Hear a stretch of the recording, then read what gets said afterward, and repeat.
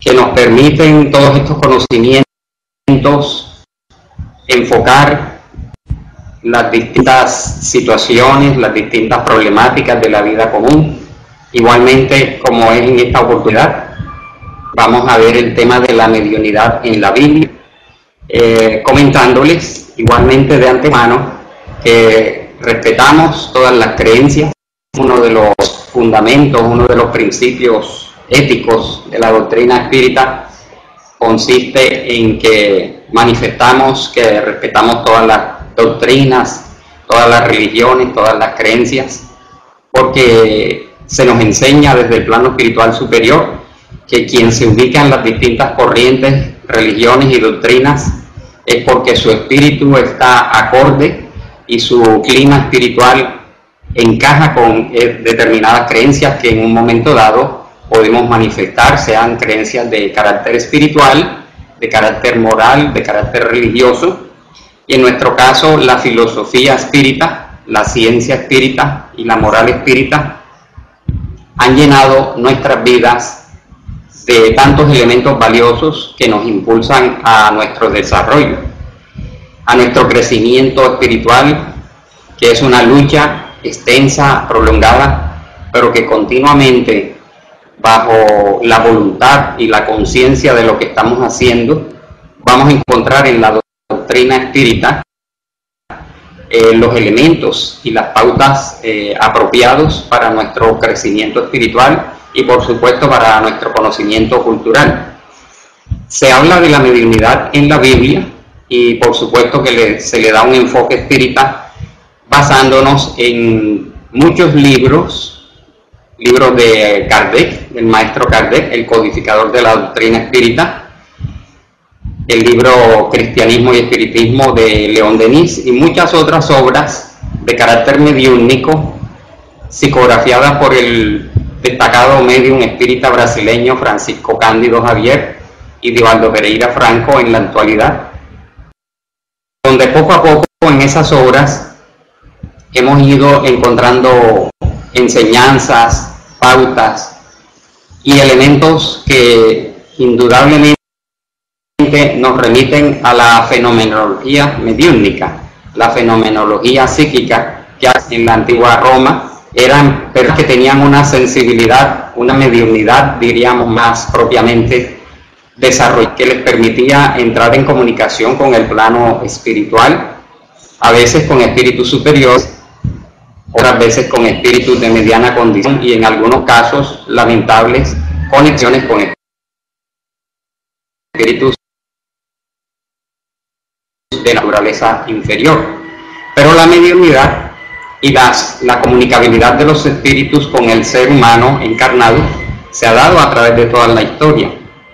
Entonces vemos, por ejemplo, en los pueblos precolombinos, acá en América del Norte, Centroamérica y Suramérica, antes del descubrimiento, se sabía que muchas de estas tribus y civilizaciones tenían a sus brujos, a sus chamanes, que no eran más que sensitivos, que bajo la acción de ciertas drogas de carácter de origen vegetal, ciertos ritualismos, ciertas danzas, eran inducidos a un trance con el cual se les abría la facultad de la videncia y de la clarividencia, de la audición espiritual o mediúnica, y por su comunicabilidad de espíritus que resultaban ser sus antepasados, que se comunicaban a través de ellos para dar unas ciertas indicaciones y nociones.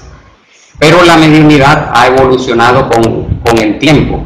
Encontramos, por ejemplo, en la India, los inspirados, los maestros, los yogis y los swamis, que indudablemente, a través de una disciplina rigurosa, iban depurando determinadas facultades anímicas unas y mediúnicas otras. Hacia el año de 1804 surgió el manejo de la Ouija, la famosa tabla Ouija, que era indiscriminadamente utilizada sin ningún método, sin ninguna preparación, sin ningún conocimiento de cómo manejar esta comunicabilidad y esta canalización con el plano espiritual. Esto fue evolucionando a las mesas parlantes o danzantes, Posteriormente se dieron fenómenos de efectos físicos como las llamadas materializaciones, y en general la historia que la facultad de carácter anímico y las facultades de carácter mediúnico siempre acompañaron a la humanidad hasta nuestros tiempos. En tiempos más recientes, por ejemplo, ya dentro del campo de la doctrina espírita, tenemos al considerado la mayor antena psíquica del mundo, que fue el famoso médium espírita brasileño Francisco Cándido Javier, por cuyo interior los espíritus psicografiaron más de 412 obras dictadas por diversos espíritus y muchos otros mediums a través de la historia, no solamente mediums dentro del movimiento espírita, porque la mediunidad no es un patrimonio exclusivo del espiritismo. Existe la mediunidad en todos los ámbitos del saber y del quehacer humano, incluso facultades mediúnicas en personas que no creen en esta comunicabilidad. Actualmente se habla de la transcomunicación instrumental, como ya en la actualidad a través de determinados aparatos electrónicos se pueden obtener voces, imágenes y hasta videos procedentes de la dimensión espiritual, la dimensión invisible, en esta nueva tecnología que se viene desarrollando desde el año de 1952 hasta nuestros días, llamada la transcomunicación instrumental. Entonces vemos en la Biblia que aparece un personaje, tanto en el Antiguo Testamento como en el Nuevo Testamento, llamado Yahvé, llamado Jehová, llamado Dios, que en repetidas ocasiones se manifiesta al pueblo hebreo a través de determinados personajes, algunos de los cuales vamos a tratar hoy, lo que indica, según estas descripciones, que estas personas, desde Adán hasta Jesús, poseían estas facultades de tipo anímico y otros de tipo mediúnico. Lo que sucede con el Antiguo y el Nuevo Testamento es que a estas alturas de la historia, estos no son informaciones de carácter científica, no hay manera de una comprobación actual, sino que en vista de la descripción que aparece en los llamados libros sagrados, incluso en libros sagrados pertenecientes a otras religiones de la antigüedad, se llega a la conclusión de que se trataba de manifestaciones de orden extrafísico, de manifestaciones de carácter extrasensorial, de carácter mediúnico. Algunos los consideraron de carácter sobrenatural, pero respetamos, repito, todas las posiciones para mirar cuál era el origen de estas manifestaciones. Tenemos, por ejemplo, en el Génesis, cuando en repetidas ocasiones Yahvé, en otras ocasiones el ángel de Yahvé y otros personajes, ángeles diversos, que le hablan, por ejemplo, a Adán, cuando Yahvé le dice: de cualquier árbol del jardín puedes comer, mas del árbol de la ciencia del bien y del mal no comerás, porque el día que comieres de él morirás sin remedio.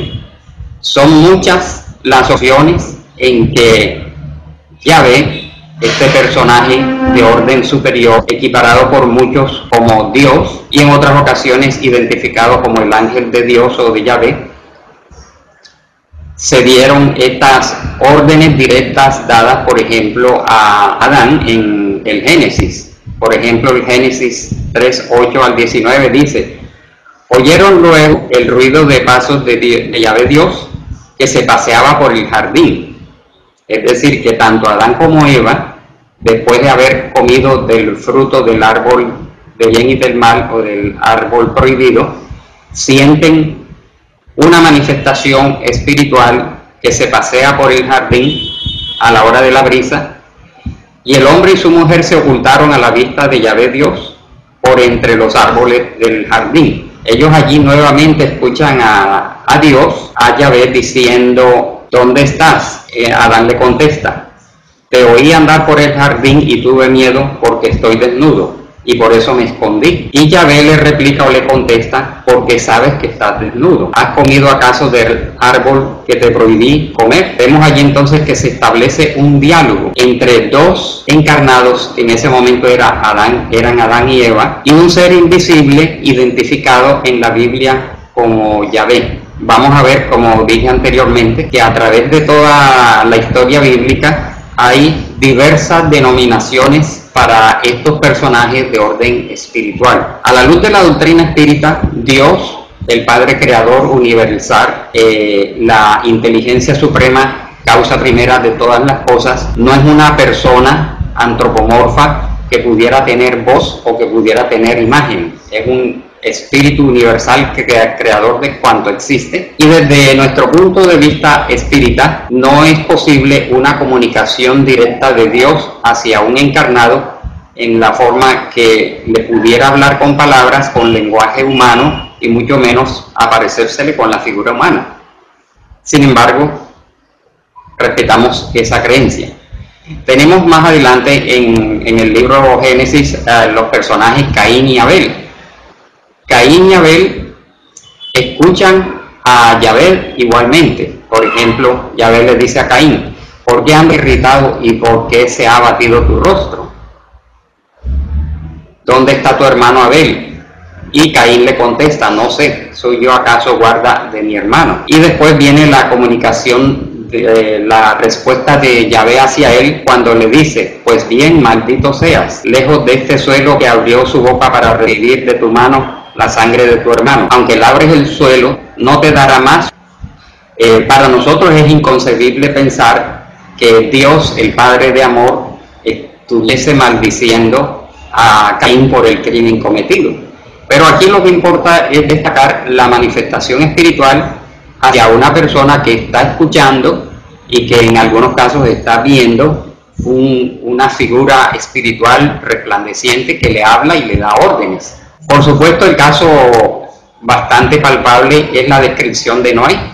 En Génesis 6:13 al 15, dijo pues Dios a Noé, he decidido acabar con toda carne, porque la tierra está llena de violencia por culpa de ellos. El diálogo continúa y le da instrucciones para construir el arca con maderas resinosas, le da las medidas del arca. Luego indica allí un fenómeno mediúnico claro, porque la comunicación se repite una y otra vez, en donde específicamente hay un ser espiritual de carácter superior que está conduciendo a Noé y a su pueblo para evitarles que caigan y perezcan en el diluvio que estaba anunciado. Por supuesto que ahí hay una profecía que después se va a cumplir, aunque fuese un diluvio que hoy los científicos consideran que no pudo ser universal, sino regional o parcial.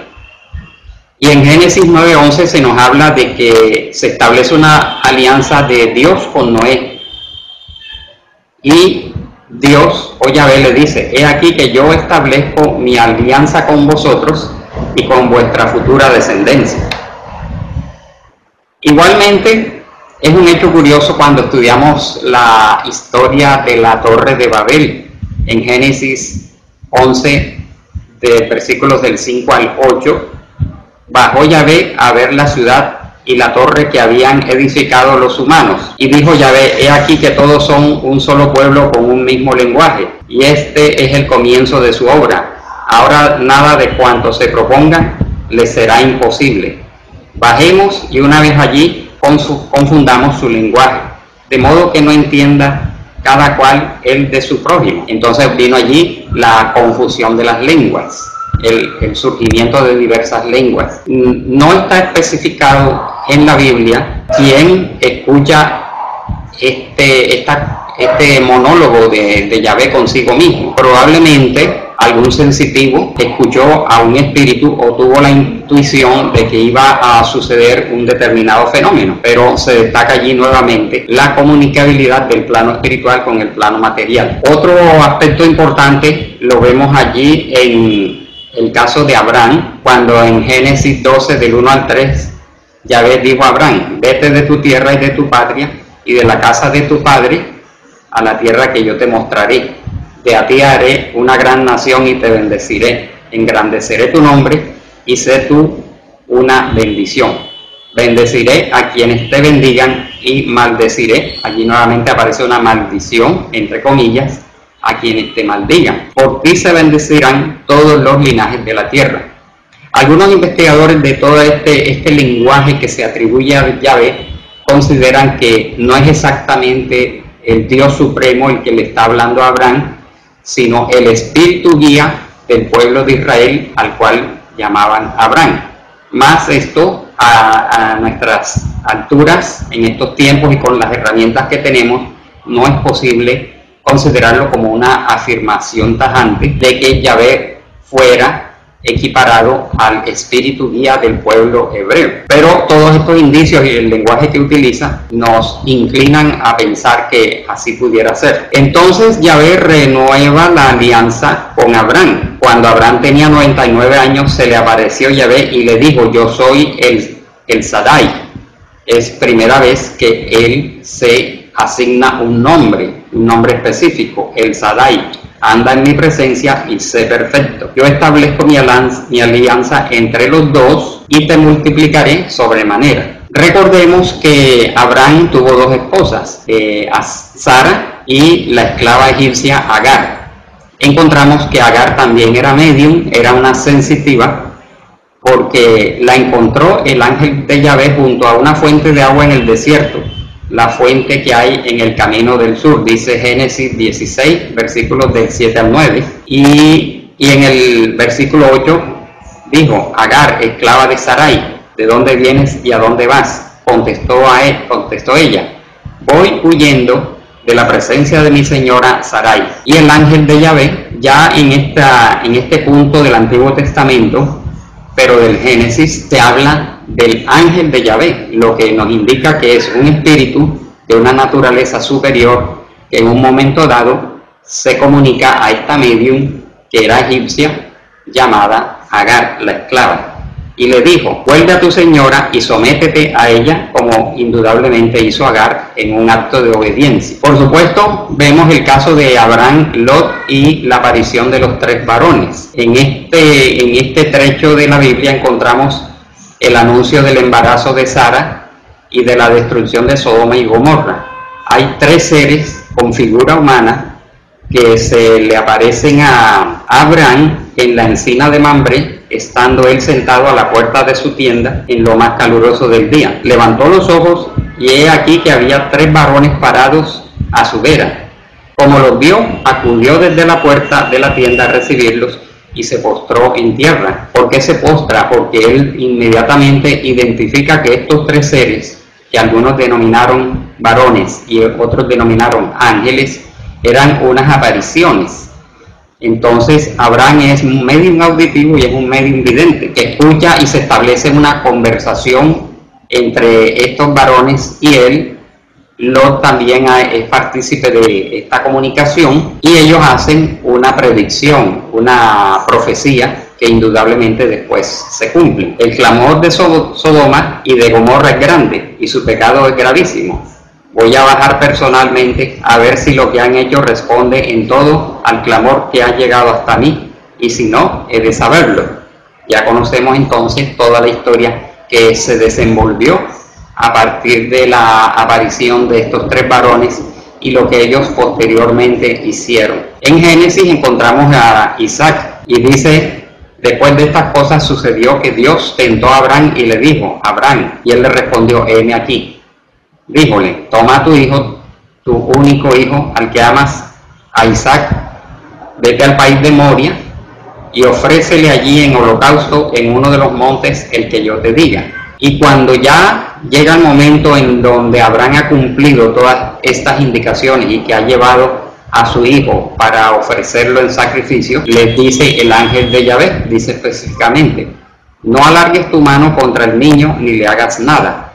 Ahora ya sé que tú eres temeroso de Dios, ya que no me has negado tu hijo único. Entonces vemos allí que posteriormente Rebeca, que era una matriarca bíblica, mujer y sobrina segunda de Isaac, su historia está narrada igualmente en el Génesis, y fue la madre de dos gemelos, Esaú y Jacob.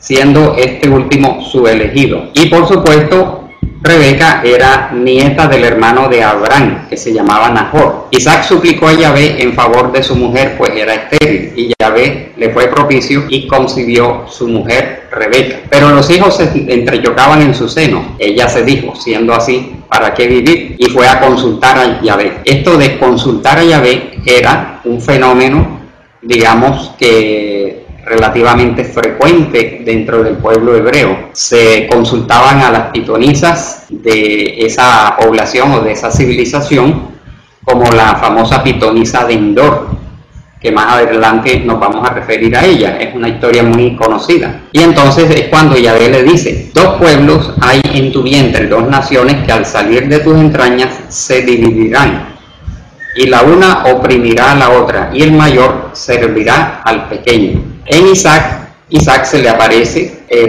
Yahvé se le aparece a Isaac y le dice: no bajes a Egipto, quédate en la tierra que yo te indique. Eso está en Génesis 26, versículos del 2 al 4.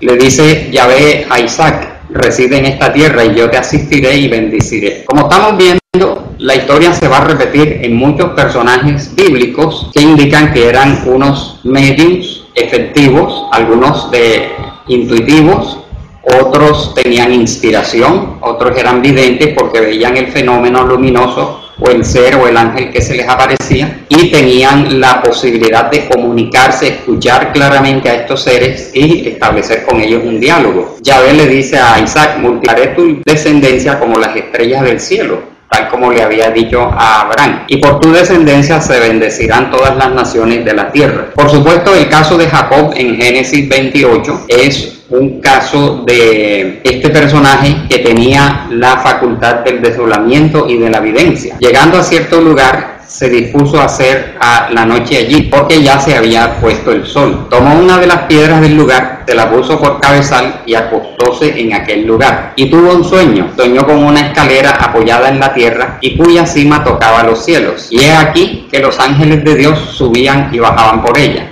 Fue la percepción directa que él, en estado de sueño, en estado de proyección extracorpórea, al estar su cuerpo dormido, tuvo esta evidencia de un gran significado espiritual de los espíritus superiores que en un momento dado se están manifestando o se están movilizando de un sitio. Y vio que Yahvé está sobre ella. Incluso ve a Yahvé en esta escala. Y le dijo: yo soy Yahvé, el Dios de tu padre Abraham y el Dios de Isaac. La tierra en que estás acostado te la doy para ti y para tu descendencia. Luego Jacob tenía facultades anímicas, y dentro de esta experiencia a través del sueño hay un diálogo con Yahvé. Por supuesto, encontramos en Génesis 32 del 25 al 31 el caso de Jacob y el ángel entre comillas. Dice: y habiéndose quedado Jacob solo, estuvo luchando a alguien con él hasta rayar el alba, pero viendo que no le podía, le tocó en la articulación femoral y se dislocó el fémur de Jacob mientras luchaba con el ángel. Suéltame, que ha rayado el alba. Jacob le respondió: no te suelto hasta que no me hayas bendecido, porque ya había entendido que se trataba de un ser de naturaleza espiritual y de naturaleza superior. Jacob le dice a la entidad: dime por favor tu nombre. Y él le dice: ¿para qué preguntas por mi nombre? Cuando Jacob tuvo esta experiencia, se dijo a sí mismo: he visto a Dios cara a cara, así como sucedió igualmente con Moisés. Se dice, según la tradición bíblica y católica, que tanto Jacob como Moisés y probablemente otros de estos personajes consideraron que habían visto a Dios cara a cara. Y además agregó: y tengo la vida salva. Por supuesto, vemos el caso de Egipto. Trasladándonos a los hebreos que estuvieron en Egipto, el caso más destacado de José. Fue uno de los 12 hijos de Jacob, según el relato bíblico. Aparece también en Génesis. Fue el hijo consentido de su padre y sus hermanos lo envidiaban por eso. Su madre fue Raquel, por supuesto. Entonces vemos que José no solamente tenía sueños, sino que interpretaba los sueños de los demás. Era un gran sensitivo, porque estos sueños están descritos, por ejemplo, en Génesis 37. En Génesis 40, José interpreta los sueños del copero y el pastelero que estaban presos con él, y estos sueños se cumplen posteriormente. Y en Génesis 41 vamos a encontrar que interpreta los sueños del faraón, ganándose entonces el prestigio y la apreciación tanto del faraón y el respeto de todo el pueblo egipcio. Por supuesto, Moisés es uno de los ejemplos más notables de la mediunidad en la Biblia. En Éxodo, el ángel de Yahvé se le apareció en forma de llama de fuego. Ya aquí hay una forma, y nuevamente recuperan los narradores bíblicos el concepto del ángel de Yahvé.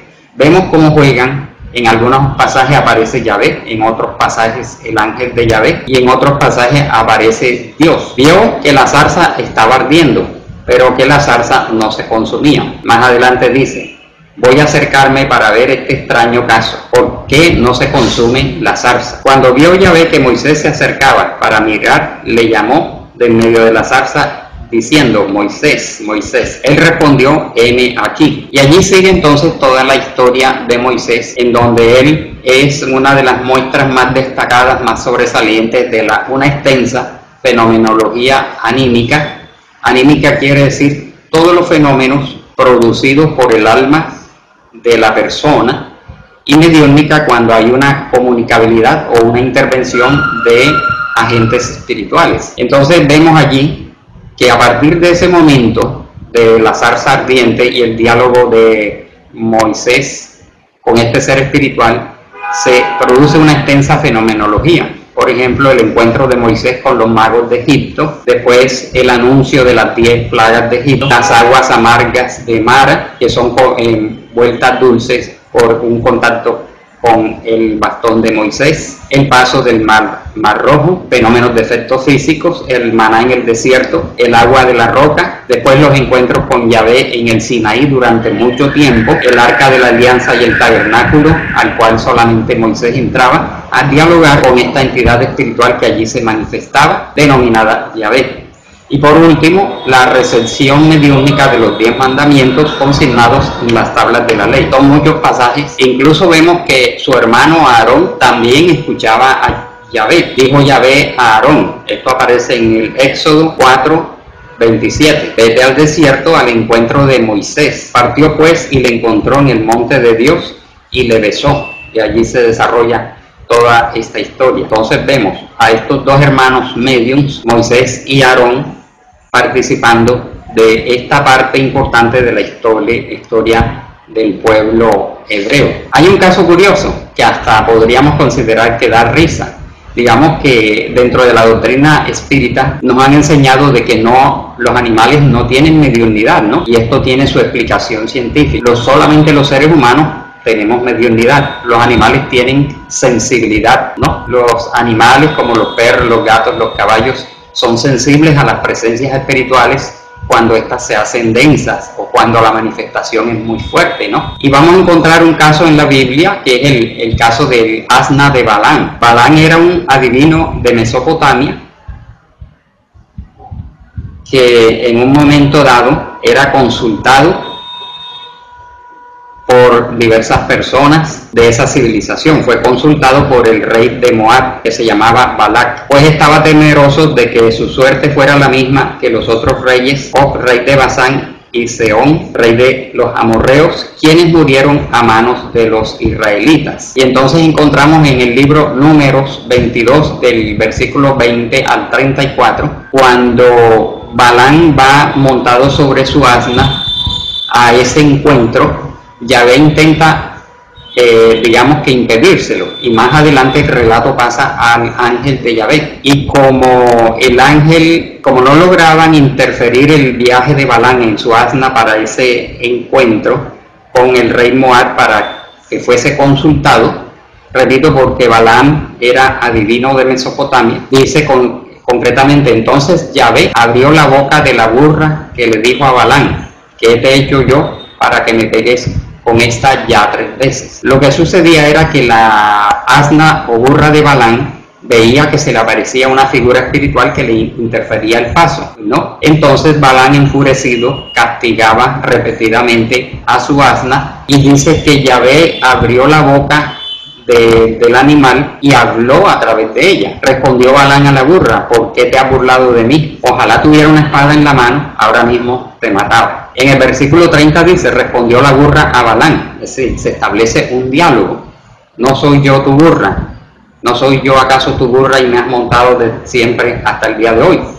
¿Acaso acostumbro a portarme así contigo? Respondió Balaam, no. Entonces abrió Yahvé los ojos de Balaam, es decir, se le abrió la videncia en ese momento y vio al ángel de Yahvé de pie en el camino, la espada desenvainada en la mano, y se inclinó y se postró rostro en tierra. El ángel de Yahvé le dijo a Balaam, ¿por qué has pegado a tu burra con esta ya 3 veces? He sido yo el que he salido a cerrarte el paso. Por supuesto que la lógica y el sentido común indica que no pudo haber una mediunidad a través del animal. En este caso, el animal solamente percibió la presencia del llamado ángel de Yahvé, por lo cual se detuvo repetidas veces en el camino y después por otro camino más estrecho, hasta que cogió por otro camino tan estrecho que maltrató la pierna de Balaam, por lo cual él se enfureció. Entonces quien realmente estaba escuchando esa voz espiritual era Balaam, y no saliendo de la boca del asna, ¿no? Después él mismo ve al ángel que se presenta delante de él y continúa el diálogo. Llama la atención porque dentro de este mismo pasaje se pasa del diálogo con Yahvé al diálogo con el ángel de Yahvé, lo cual indica que no hay una uniformidad en el relato bíblico, y así en todos los casos. Otro caso muy conocido, muy famoso, es el de Samuel, Saúl y la pitonisa de Endor. En 1 Samuel 28, del 3 al 25, podemos leer el relato completo, en donde Samuel, que había sido profeta y le había atribuido los poderes, ¿no?, espirituales a Saúl, y después él había pasado al mundo espiritual, había desencarnado. Saúl consulta a la pitonisa de Endor disfrazándose. Cuando él llega a donde ella a través de su videncia ve al espíritu de Samuel que aparece en medio de una luminosidad. Ahí dice que asciende, no lo describe como descendiendo, sino ascendiendo de la tierra. Cuando ella ve a Samuel, comprende que el que está allí disfrazado es Saúl, y ella cae postrada y le dice que no la mate, porque el mismo Saúl, recordemos, había prohibido ejercer la adivinación y todas estas consultas a las pitonisas. Y él le dice que no le va a hacer nada, que no tema, sino que él quiere una comunicación con su padrino espiritual Samuel. Y de allí en adelante viene el anuncio por parte de Samuel a Saúl de que no emprenda esa batalla, que no haga tal acción, y él, desobediente como siempre, hace lo contrario y perece él y sus hijos. Tenemos el caso, por ejemplo, de Tobías y el ángel Rafael. Tobías era un israelita de la tribu de Neftalí, que estaba situada al norte de la tierra prometida, y vemos que Tobías engendró a un hijo al cual llamó Tobías. Esta tribu fue llevada a cautiverio por el rey de los asirios, Salmanasar, a la lejana ciudad de Nínive hacia el año de 720, y vemos que Tobías igualmente tiene un encuentro con el ángel de Yahvé y un diálogo posterior, lo que indica su facultad mediúnica. Dice entonces León Denis que había una idolatría de los hebreos, que tenían una fuerte tendencia a la veneración de muchos dioses, hasta que después se volvieron monoteístas y practicaban el culto de las divinidades de otros pueblos, pues habían copiado muchos cultos y creencias de los fenicios, de los asirios, caldeos, egipcios y cananeos. Y cuando aparece Moisés, viene a cortar ese desorden para recibir los 10 mandamientos y transfigurarlos en un pueblo de creencia monoteísta. Indudablemente el tiempo es corto, pero encontramos a los profetas, habían profetas que eran llamados Roé y José, considerados videntes, y los otros Nabí, que eran los profetas propiamente, y que eran los que hablaban en nombre de otro, encargados por especial misión divina de hablar al pueblo en nombre de su Dios. Entonces habían 2 clases de profetas, los videntes y los que hablaban en nombre de Dios o de Yahvé. Tenemos allí infinidad de profetas mayores y menores, como Isaías, Jeremías, Ezequiel, Daniel, Oseas, Joel, Amós, Abdías, Sofonías, Malaquías y tantos otros, que si leemos todos estos pasajes, indudablemente vamos a encontrar que en determinados momentos ellos se comportan como unos verdaderos medios recibiendo anuncios, vivencias, indicaciones específicas del mundo espiritual, a los cuales ellos identificaban como ángeles de Yahvé. Entonces Daniel, Jeremías, Ezequiel, Isaías, todos ellos hicieron profecías, al igual que los profetas menores. En Hechos 2:16 aparece la frase: sucederá en los últimos días, dice Dios, derramaré mi espíritu sobre toda carne, y profetizarán vuestros hijos y vuestras hijas, vuestros jóvenes verán visiones, y vuestros ancianos soñarán sueños. Y yo sobre mis siervos y sobre mis siervas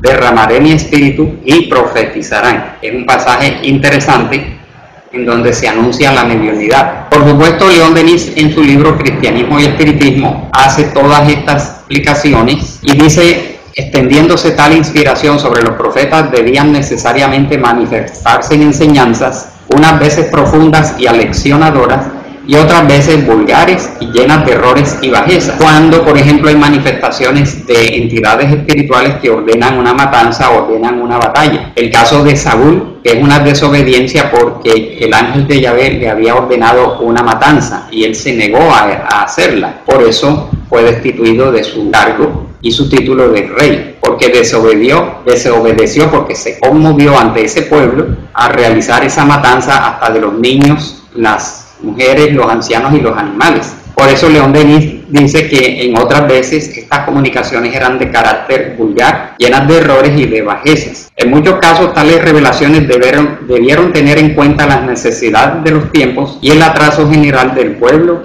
al que se dirigían. Esas prácticas corrompían la conciencia del pueblo y le paralizaban su iniciativa, oscurecían en él la idea divina, debilitando la fe en el ente supremo y omnipotente que el pueblo hebreo tenía la misión de proclamar.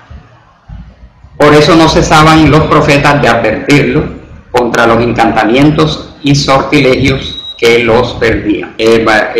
Invitamos a todos nuestros amigos a estudiar esta obra, Cristianismo y Espiritismo, de León Denis, en donde están descritos todos estos fenómenos. Por último, antes de tratar el medium de Dios, que es Jesús, y los apóstoles, que también fueron sensitivos y mediums, porque después heredaron, entre comillas, las facultades del Maestro Jesús. En la Biblia, la fenomenología está clasificada como fenómenos de efectos físicos, movimientos de objetos, levitaciones, como el caso de Eliseo, traslados, como el caso de Felipe, escritura directa, como el caso del rey Baltasar, aportes, como el maná en el desierto y en Elías, y fenómenos luminosos en el Sinaí. Fenómenos de evidencia, apariciones numerosas en la Biblia. Mediunidad auditiva, casos numerosos, y curaciones magnéticas, casos innumerables. Adivinación, por ejemplo, en el caso de José, adivinación a través de concentrarse en una copa de agua. Clarividencia, en los casos de sueños, visiones y presentimientos. Inspiración, casos numerosos en toda la Biblia. Escritura mediúnica, las tablas de la ley por Moisés.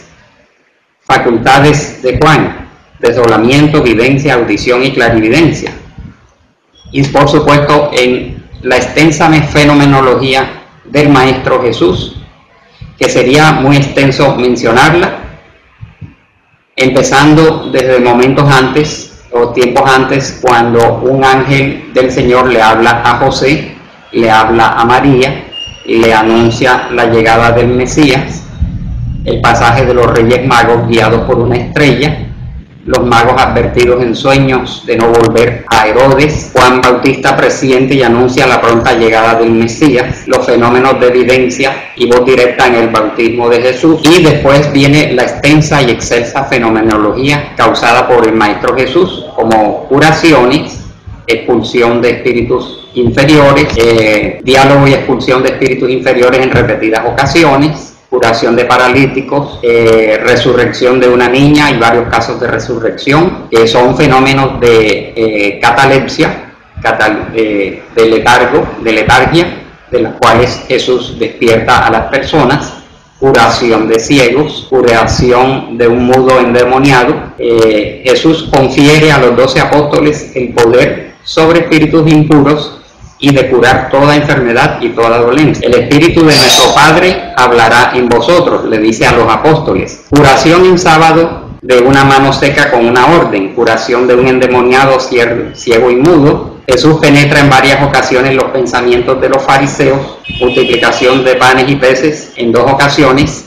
Tenemos en Jesús la fenomenología de Jesús camina sobre las aguas y hace caminar a Pedro. Muchos en Nazaret se curan al tocar la orla de su vestido, curación de una joven endemoniada a distancia, curación de muchos en el mar de Galilea, inspiración en Pedro. Jesús anuncia su pasión a los discípulos, transfiguración de Jesús y diálogo con entidades desencarnadas como Moisés y Elías, curación de un niño endemoniado, oración e imposición de manos a niños, curación de otros 2 ciegos a tocarle los ojos. Y sería muy extenso. Por ejemplo, la profecía de Jesús sobre la destrucción del templo anuncia su crucifixión, anuncia la posterior conducta de sus discípulos, fenómenos diversos a la muerte de Jesús, aparición de Jesús a las 2 Marías, aparición de Jesús a los 11 apóstoles en Galilea, les habla y les da instrucciones. Entonces podemos ver que es extensa la fenomenología, que podemos complementar, por ejemplo, en Hechos de los Apóstoles, en donde indudablemente vamos a encontrar todas estas manifestaciones y todas estas situaciones de comunicabilidad de los espíritus en la Biblia. Lo importante en esta oportunidad es destacar que todas las civilizaciones de la antigüedad, destacar que la mediunidad en la Biblia es un hecho palpable, que si leemos nuevamente el Antiguo Testamento vamos a encontrar a cada paso casos de manifestación de espíritus, a estos llamados sensitivos, profetas inspirados, pitonisas, adivinos, etcétera, que nos indican que efectivamente a través de estas narraciones se puede demostrar claramente